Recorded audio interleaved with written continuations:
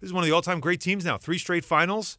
I mean, you have to consider them one of the all-time great teams, if not the all-time greatest team. Well, here's the question. If they don't win the championship, how much does that tarnish this era? Because that would be twice now they lose in the final after having they got 73 wins. This is now 12-0. I mean, don't they have to finish the job before we can put them on that mantle? They got to finish the drill 100%. They have to finish the drill, especially going up against the Cleveland Cavaliers, LeBron James. This is like the perfect scenario to give them validation as being one of the all-time great teams, if not the all-time best team in the NBA history. When you start looking at how this roster is constructed, I don't know that you've ever had 2 former MVPs on the same team that are both in their primes. I don't know if we've ever seen that before. I mean, I know the Lakers came close back in the day, but I mean, when you start talking about the guys that are difference makers, I mean, Steph Curry can get a team to the NBA Finals by himself.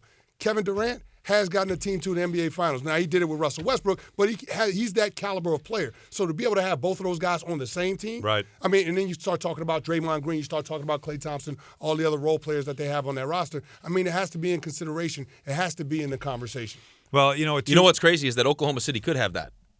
Because Oklahoma City could have James Harden, Russell Westbrook, Kevin Durant, and Serge Ibaka. The problem is, and this is why you're Kevin Durant and you leave, is that you don't trust that your GM is going to do the right thing. And again, the owner, because of your budget. But I think people take for granted the fact that we could sit here and could you imagine if you had that team, but would that team be nearly as good? Like, would James Harden be the player that he was going to be if he didn't leave? No. I think it's definitely fair to ask. I mean, it's totally fair to ask because you just don't know. You can't predict that Harden would have emerged into the player that he turned into this season because Mike D'Antoni gave him the ball and said, this is going to be centered around you. Well, you had a ball-dominant point guard that really didn't – they didn't share the ball when they were in Oklahoma City. That's a part of the reason why Kevin Durant left in the first place. Right.